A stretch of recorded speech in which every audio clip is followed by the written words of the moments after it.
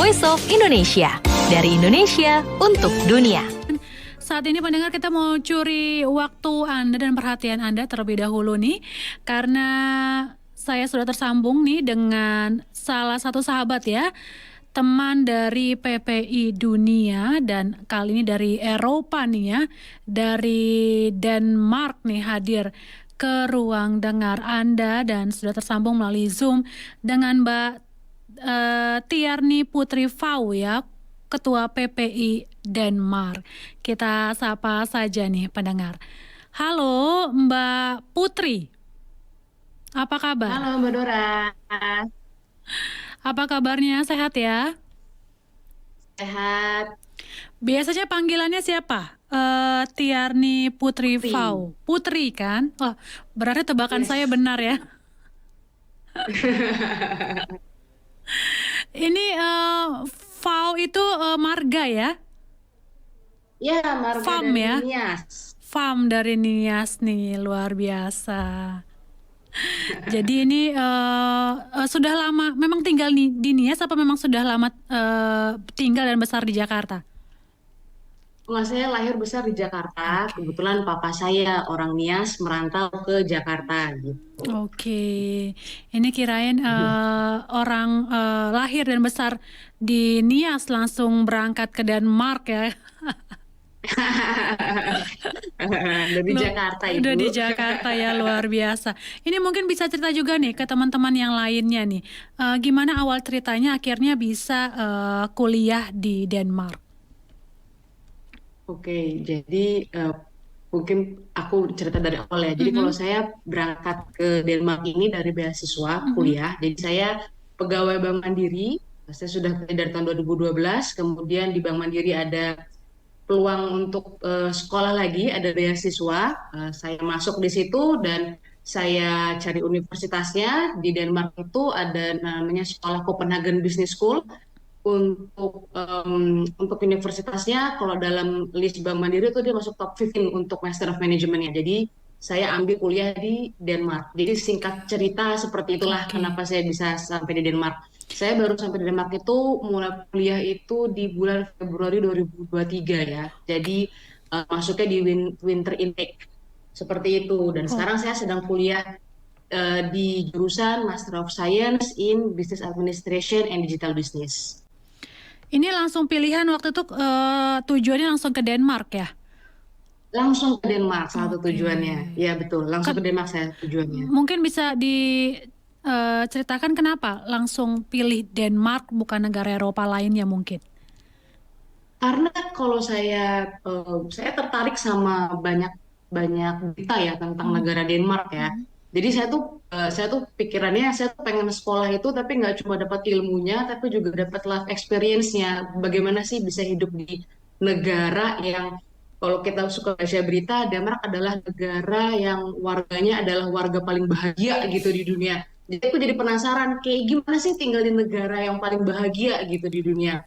Nah, begitu saya udah datang ke Denmark, ada beberapa hal yang menurut saya Denmark itu salah satu negara tujuan yang untuk pendidikan tuh menurut saya menarik lah, berbeda sama negara yang lain.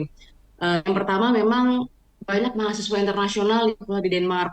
Jadi kita bisa belajar banyak ya dari sama mahasiswa dengan latar belakang budaya dan pendidikan yang berbeda. Kemudian semua di sini bisa bahasa Inggris. Bahasa tidak menjadi kendala di sini karena mulai dari dosen, pegawai universitas, sampai petugas kereta pun juga bisa berbahasa Inggris. Jadi bahasa bukan jadi kendala untuk hidup di sini.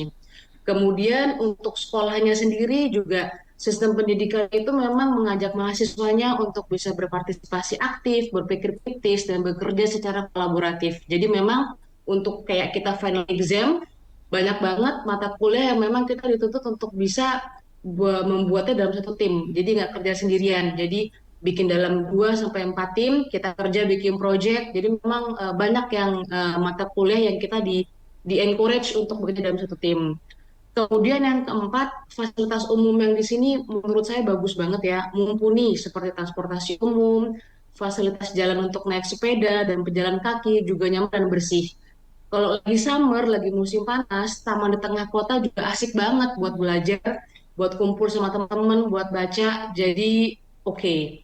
Kemudian yang terakhir, buat teman-teman yang memang ingin belajar mengenai sustainable dan renewable energy, sesuai dengan tahun 2022 Environmental Performance Index, Denmark itu masuk ke the world's most sustainable country.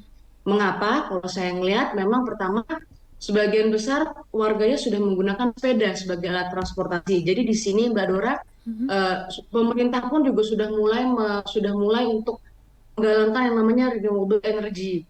Energi fosil itu udah mulai ditinggalkan. Jadi mulai menggunakan energi terbarukan lah untuk kehidupan kita sehari-hari, mulai dari heater, kemudian transportasi juga sudah pakai listrik, seperti itu. Kemudian di sini juga ada sistem Mbak yang namanya botol refund.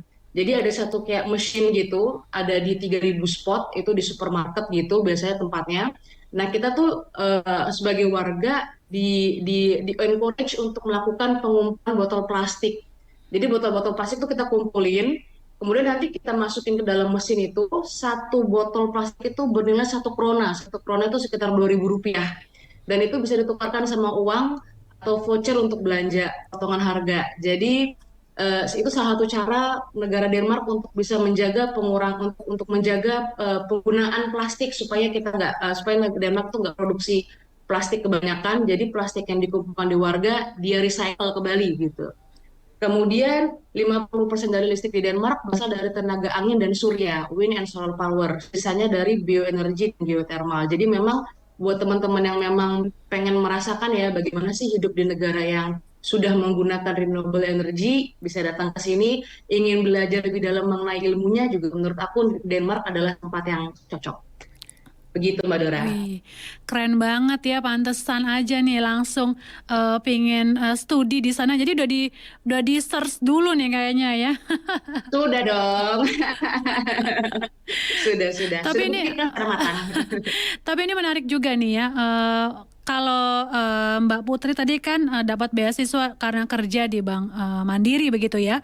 Kalau teman-teman begitu yang mau studi di sana dan juga mau dapat ya studinya melalui jalur beasiswa, ada info nggak sih kira-kira kalau di sana tuh beasiswa apa saja, Mbak Putri? Oke, kalau di sini sebagian besar untuk anggota, saya brief dulu ya, untuk PP Denmark sendiri anggotanya sekarang ada 63 mahasiswa dan kita 8 dari 10 mahasiswa Indonesia yang kuliah di sini memang dari beasiswa. Beasiswanya kita ada datanya, ada 15 anggota kita yang beasiswa LPDP, 13 dari Danish Government Scholarship, ada juga yang PhD employment. Jadi kalau di sini yang sekolah PhD itu digaji ya sama universitasnya. Ada juga dari beasiswa Erasmus, ada juga corporate scholarship kayak saya ada 3 orang, ada juga BPI 1 gitu. Tapi memang mostly kita dari LPDP. Nah selain LPDP sebenarnya beasiswa juga banyak banget ya yang untuk ke Denmark ya. Yang banyak itu yang kedua itu ada dari Danish Government Scholarship. Jadi memang pemerintah Denmark itu ada memberikan beasiswa untuk mahasiswa Indonesia yang mau kuliah di sini. Tapi memang di sini sistemnya sesuai dengan universitasnya. Jadi jika universitas dan program yang kamu pilih menawarkan beasiswa, umumnya kamu akan otomatis dipertimbangkan sebagai penerima beasiswa. Kemudian itu umumnya pembukaan deadline-nya itu sekitar tanggal 15 Januari atau 1 September. Tergantung sama universitasnya, jadi bisa cek langsung di websitenya lah, seperti kayak gitu. Universitasnya juga kerjasamanya ada dari University of Copenhagen, ada di TU, ada Copenhagen Business School. Nah itu masing-masing kriterianya bisa di browsing aja di website masing-masing. Kemudian ada juga beasiswa Erasmus. Ini untuk beasiswa Erasmus ini bisa studi S2 di banyak negara. Jadi misalnya semester 1 atau semester 1, semester 2 dia di Jerman, nanti ambil semester 2 atau semester 3-nya di Denmark juga seperti kayak gitu. Umumnya ini pendaftarannya dari bulan Oktober sama Januari, tapi kembali lagi deadline per programnya bisa berbeda, dicek website programnya aja kayak begitu. Nah, universitas yang kerja di Denmark itu ada Aarhus University, ada Aalborg University, Denmark Technical University, Roskilde University, sama University of Copenhagen. Jadi sebenarnya kalau di kita Mbak, aku bukan promosi ya, coba kebetulan di PP Denmark memang kita sangat encourage mahasiswa Indonesia untuk bisa kuliah di luar negeri, terutama di Denmark. Jadi banyak banget informasi mengenai beasiswa ini sudah kita tulis di Instagram kita PP Denmark sama di LinkedIn. Jadi kalau mau informasi lebih lengkapnya bisa follow Instagram kita, atau kalau misalnya ada pertanyaan bisa langsung DM aja. Kayak gitu Mbak Dora. Jadi bisa cek and recheck ya di Instagram PPI Denmark, atau mau tanya langsung tinggal DM aja gitu ya kalau rincinya seperti apa nih kalau mau studi di Denmark. Tapi apa sih hal penting yang harus disiapkan ya teman-teman kalau seandainya uh, pingin kuliah di Denmark nih? Hal penting apa nih yang harus disiapkan, Mbak Putri? Kalau saya sih, menurut saya yang paling harus disiapkan adalah fisik dan mental. Karena jujur di sini tuh cuaca tuh sangat berbeda banget sama Indonesia. Kalau di Indonesia kita bisa melihat matahari setiap hari. Kadang ya kita kayak misalnya saya pribadi saya di Jakarta, kadang tuh saya ngeliat matahari tuh kalau di jalan di pinggir jalan tuh kayaknya, aduh saya pengen berteduh aja, saya nggak pengen terkena matahari. Tapi begitu saya di sini, saya kangen banget sama matahari. Saya kangen banget sama hangatnya matahari karena di sini ada 4 musim, ada winter, ada spring, summer, autumn sama winter, dan sekarang udah masuk musim winter, dan kita winternya ini kemarin itu sampai dengan feels like -5 lah. Dan ini akan berlangsung panjang sampai dengan bulan Maret ya, sampai dengan masuk spring. Jadi eh, ini salah satu perbedaannya ya untuk cuaca ya. Kemudian juga dampak dari karena Denmark itu kan lokasinya dia utara ya, paling utara-utara. Jadi begitu winter suhunya bisa sampai minus. Kemudian untuk apa, matahari pun juga dia terbitnya itu sekitar jam 8, jam 9 pagi, dan jam 3, jam 4 sore dia udah terbenam. Jadi matahari itu hanya eksis sekitar 6 sampai 7 jam. Dan mataharinya juga nggak matahari yang terang dan panas seperti di Jakarta gitu ya. Jadi ya hanya menerangi aja, kadang kayak mendung-mendung gitu. Jadi ya memang agak berbeda. Jadi memang ada di sini istilahnya namanya winter blues. Jadi memang karena cuaca seperti ini orang tuh cenderung menjadi kayak aduh males keluar ya karena dingin banget, karena begitu kita keluar kita harus pakai sarung tangan, harus pakai winter coat, harus pakai long john. Nah, tapi itu nggak bagus sebetulnya karena itu bikin kita jadi kayak depresi gitu loh. Jadi menurut saya yang harus disiapin pertama adalah mental, kemudian kedua adalah fisik, karena memang di sini transportasi umum bagus banget, pejalan kaki juga bagus, nyaman. Jadi memang untuk yang mahasiswa dengan budget terbatas, kebanyakan kita transportasi jalan kaki, kalau nggak naik transportasi umum. Jadi memang fisik untuk bisa jalan kaki banyak itu juga dituntut seperti itu. Jadi menurut saya 2 hal itu yang paling penting, persiapan fisik sama mental gitu. Iya, apalagi menarik ya untuk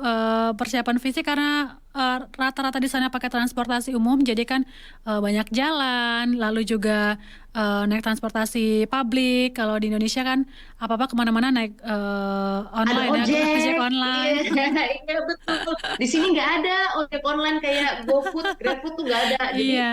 memang kita harus masak sendiri, atau kalau misalnya mau beli ya jalan kaki ke restorannya gitu. Jadi di sana harus lebih banyak bergerak ya. Kalau di sini kan kita mageran Betul. ya, mager kemana-mana. Iya, iya, betul betul. Berarti ini berat badan udah mulai turun kayaknya ya, kalau kemana-mana ya. Oh sudah, oh sudah. Jadi nggak perlu diet di sini. Nggak perlu Karena di dia. sini sehari itu jalan kaki aja. Karena saya nggak pakai sepeda ya. Jadi kebanyakan teman-teman di sini banyak banget yang beli sepeda. Hmm. Jadi aku jalan kaki itu sehari tuh 10.000 langkah minimal dapat lah, Itu minimal minimal ya. ya. Berarti Minimal dapat maksimalnya lah. ada ya. Oh, aku pernah sampai 20.000. Oh iya? Oh iya? Iya, berarti karena memang saya nggak pakai transportasi, Mm-mm. saya nggak pakai sepeda. Kalau pakai sepeda mungkin lain cerita ya. Tapi karena saya mostly pakai bus sama kereta sama jalan kaki, jadi ya begitulah, langkahnya jadi banyak. Luar biasa. Jadi makin makin sehat ya. Nggak perlu Makin ke sehat. gym, nggak perlu aerobik, nggak perlu. Betul betul betul betul betul.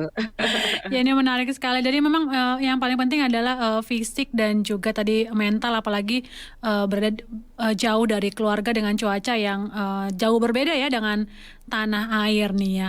Lalu adaptasi Betul. apa saja nih yang dilakukan di sana? Masyarakat di sana seperti apa? Apakah cenderung terbuka atau seperti masyarakat Eropa lainnya yang cenderung agak sedikit dingin begitu ya?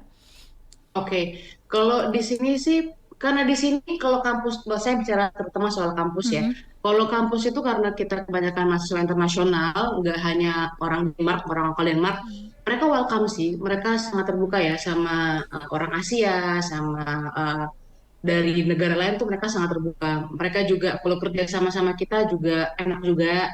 Ketemu, nyapa juga nggak masalah. Di tempat umum pun juga untuk orang lokal Denmarknya juga hal biasa ya. Misalnya kita sapa hehe, kalau di sini biasanya hehe atau kayak Mhm. ya bahasa Inggris hello, good morning sama supir bus sama kasir itu juga itu hal biasa sih di sini. Nggak isu.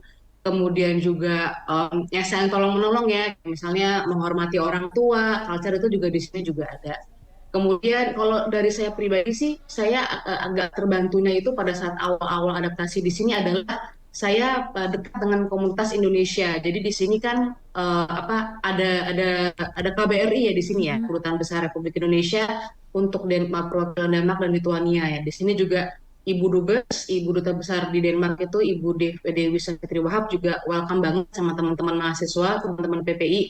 Jadi kita sering ngobrol, diskusi, kemudian pernah juga diajak main ke Wisma untuk diskusi program kerja kita. Jadi feel welcome lah kita. Jadi kita nggak ngerasa apa ya, ngerasa kayak jauh banget gitu dari Mhm. Indonesia, nggak juga. Karena memang itu salah satu tujuannya ada PPI ya, Himpunan Pelajar Indonesia ini, supaya kita sesama warga Indonesia saling mendukung lah, dengan saling paham lah bahwa kita ada di negara orang, ya kita harus saling mendukung lah gitu. Karena memang kondisinya kan berbeda sekali antara Indonesia sama negara Denmark. Nggak usah jauh-jauh lah, dari makanan aja juga jauh banget lah ya. Kalau di Indonesia mau makan rendang kita tinggal pesan Gojek udah ada. Di sini rendang, waduh, bikin sendiri juga belum tentu enak. Iya. Nggak ada yang jual rendang. Jadi makanan berbumbu tuh di sini jarang. Jadi ya itulah fungsinya ada organisasi PPI inilah ya. Jadi sama mahasiswa bisa saling support gitu Mbak Dora. Oke. Masyarakat lokal di sana seperti apa melihat masyarakat Indonesia nih? Kalau untuk fokus Indonesianya Mhm. sendiri nggak ada isu ya. Maksudnya Oke. untuk mahasiswa sendiri mereka melihat kita mungkin karena wah, kampus saya udah kampus internasional ya. Jadi Mhm. udah terbiasa banyak mahasiswa internasional kuliah di kampus, jadinya buat mereka biasa aja. Tapi memang ada juga sih kayak pertanyaan-pertanyaan ya, kayak Indonesia itu di mana sih, jumlah pendudukmu berapa sih, kayak gitu-gitu. Terus ada pertanyaan kayak makanan favoritmu di sana apa sih, kayak gitu-gitu. Karena memang sedikit ya mahasiswa Indonesia di Denmark ya, yang tadi saya bilang di Denmark sendiri aja PPI aja hanya 63 mahasiswa di kita gitu. Memang nggak banyak, nggak nyampe 100 kita. Jadi memang untuk mereka bisa kenal sama orang Indonesia sendiri mungkin hal yang wow juga gitu, karena nggak banyak mahasiswa di sini gitu. Oh gitu. Tapi mostly sangat welcome kok. Tapi makanan aman di sana ya? Bisa bisa makan dengan nyaman. Aman-aman. Jadi eh, ini juga salah satu skill yang menurut saya penting, tapi nggak cuma untuk ke Denmark ya, tapi Mhm. untuk kita bisa survive di negara lain adalah harus bisa masak. Karena kita nggak bisa ekspektasi Mhm. negara tempat kita belajar itu punya atau ngejual makanan yang memang sesuai dengan selera kita. Terutama sama Indonesia yang kaya akan rempah-rempahnya, kaya akan bumbunya, ya, cita rasanya. Jadi begitu nyampe di negara yang ya makannya mostly adalah roti, kemudian pakai selai. Di sini istilahnya makanan utamanya namanya smørrebrød. Smørrebrød itu open sandwich, jadi sandwich tapi kayak terbuka gitu. Mhm. Jadi Mhm. isinya kadang telur, kadang mayones, kadang udang, ikan, ya kayak seperti itulah. Cuma kan buat saya yang dari lahir dan besar terbiasa makan nasi kan, menurut saya itu kayak cuma cemilan ya. Jadi penting menurut saya buat teman-teman yang mau sekolah di luar negeri ya, nggak hanya di Denmark itu bisa masak. Nah kebetulan kalau di sini, karena di sini juga banyak imigran juga, banyak Mhm. toko-toko Arab, banyak toko-toko Asia, toko-toko India. Jadi kadang bumbu-bumbu yang nggak ada di supermarket tuh kita temukan di situ. Jadi ya nggak susah lah untuk kita bisa merasa, saya sendiri untuk merasakan masakan Indonesia. Yang penting bisa bikinnya aja, itu aja Oke. sih. Karena nggak ada yang jual di sini. Iya benar. Jadi memang susah ya menemukan toko Asia atau bumbu-bumbu Asia di sana ya? Iya, bukan nggak susah sih, Hmm, asal tahu tempatnya oke. nggak susah karena memang ada di beberapa tempat. Tapi memang jumlah tokonya tidak sebanyak di supermarket gitu. Kalau Hmm. supermarket di sini ada banyak banget ya, ada banyak brandnya gitu. Tapi kalau di sini toko Asia tuh ya kayak toko-toko kelontong gitu loh, Mbak. Jadi kayak ada orang India dia bikin usaha toko kelontong ya dia jualan bumbu-bumbu di situ lebih ke arah sana kalau mau dapet bumbu-bumbu yang oke-oke lah Hmm, hmm. gitu. Soal harga mahal nggak? Di sini menurut aku tergolong mahal, tapi bisa diakalin dengan cara itu tadi masak sendiri ya. Kita atur-atur lah kayak misalnya atau kita juga ada aplikasi di sini, aku lupa nama aplikasinya apa, dia ada di handphone. Jadi kita bisa ngelihatin misalnya supermarket ini lagi ada promo berapa gitu. Hmm. Nanti kalau misalnya mau beli ya kita beli pada saat promo kayak gitu. Cuma memang untuk harga memang di sini cenderung lebih mahal. Kayak misalnya untuk daging daging cincang 400 gram itu harganya 35 krona. Itu sekitar 70.000 rupiah lah. Kemudian kayak salmon, salmon itu 250 gram, itu harganya itu hampir 100.000 rupiah. Jadi memang kitanya harus pinter-pinter ngakalin ya. Beras di sini 1 kilogram itu harganya 14 krona, 15 krona atau sekitar 28.000 sampai 30.000 rupiah. Jadi memang kita harus pinter-pinter bisa masak gitu, ngolah makanannya gitu. Kalau misalnya kita pinter sih menurut aku cukuplah uang beasiswa untuk survive di Hmm. sini gitu. Dan mungkin bisa masak bareng ya. Ini justru lebih murah nih kalau barengan masaknya sama teman-teman yang lain ya. Betul betul. Kalau kita di sini PPI sering Hmm. banget sih, kayak misalnya hari Sabtu ngumpul, ayo Hmm. masak yuk di mana gitu. Jadi kita masak di rumah kan di dorm kita di kos-kosan kita lah Hmm. ya. Itu kayak ada common room gitu. Hmm. Common room itu kayak dapur bersama. Nah kita masak lah di situ ya. Kita masak-masak Indonesia kayak misalnya terakhir kita bikin batagor, Hmm. terus juga pernah bikin sotomi Hmm. kayak gitu-gitu. Karena kan ada temen Indonesia yang emang pinter masak ya. Jadi ya kita di sini cuma tinggal pakai potong-potong, bagian beli. Gitu sih, bisa bisa bisa banget, kita sering banget masak bareng Hmm. memang. Hmm. Tapi memang ketika berada di rantau itu semua skill tuh terasah ya. Baik itu memasak, Betul betul betul betul, skill skill masak, menawar, bersosialisasi. iya, skill Iya nawar-nawar betul ya. betul betul betul, skill untuk ngegosip kayak misalnya kayak ini kalau mau beli bawang ini di mana sih, bawang bombay kok kalau misalnya kayak di supermarket supermarket kan beli bawang bombay itu kan satu plastik bisa 20-an gitu kan, Hmm. ngapain beli bawang bombay sampai 20-an, bisa beli pesatuan tuh di mana sih. Nah itu kita harus banyak kenal harus banyak bergaul tuh, jadi tahu oh beli aja di sini gitu. Jadi memang banyak skill ya asah, betul Mbak Dora. Luar biasa sekali. Dan ini menarik sekali dan sudah ngobrol nih bersama Mbak Putri. Mungkin terakhir nih Mbak Putri, kalau teman-teman tertarik begitu untuk kuliah di Denmark, tadi ngobrolin soal fisik dan juga mental. Tapi menurut Mbak Putri tadi selain jurusan renewable itu yang Mhm. menjadi menarik begitu kuliah di sana, apalagi kira-kira jurusan-jurusan studi yang kalau ke Denmark tuh pilihannya tuh yang terbaik tuh ini begitu, supaya mungkin teman-teman di sana ada terfikirkan begitu ya, oh penting juga nih kayak kuliah di Denmark nih ngambil studi ini. Oke, jadi kalau di Denmark sendiri, universitasnya itu ada di beberapa kota ya. Mhm, Ada mhm. di Copenhagen, Roskilde, Mhm, Odense, mhm, Herning, mhm, Aarhus, dan mhm. di Aalborg. Di situ ada banyak universitas, kayak misalnya di Copenhagen, atau ada Universitas Copenhagen, ada di TU, CBS, dan lain sebagainya. Nah, untuk universitasnya sendiri di masing-masing kota Mhm. itu ada spesialisasinya. Nah, Kayak itu. misalnya University of Copenhagen itu dia rankingnya itu untuk QS World 2024 tuh rankingnya 107. Mhm. Shanghai rankingnya dia rankingnya 32. Mhm. Bidang studi unggulannya itu ada agriculture, Oke. forestry, veterinary science, life science and medicine, ada communication and media studies. Ada juga di Aarhus, itu Aarhus University, Mhm. itu rankingnya untuk di QS World itu ranking 143. Mhm. itu bidang studi unggulannya ada arkeologi, antropologi, social policy, and administration, art and design. Nah, untuk kampus saya sendiri di Copenhagen Business School itu lokasinya di kota Copenhagen. Untuk World University rankingnya, untuk yang jurusan Master in Management itu ranking 9. World University rankingnya untuk Master in Finance itu ranking 12. Bidang studi unggulannya ada di Business and Management, Economics, Finance and Accounting, Marketing and Communication, Innovation and Entrepreneurship. Jadi memang masing-masing universitas punya unggulan jurusannya sendiri. Nanti teman-teman kalau mau tahu universitas ini lokasinya di mana dan bidang studi unggulannya apa, itu kita ada di Instagram kita. Follow aja Instagram kita PPI Denmark. Di situ informasi lengkap mau dari ranking sampai bidang studi unggulannya.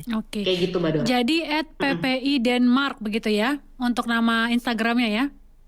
@PPI Denmark ada di Yes, kalau misalnya ada pertanyaan juga bisa langsung DM aja di kita. Oke, luar biasa, terima kasih Mbak Putri untuk waktunya.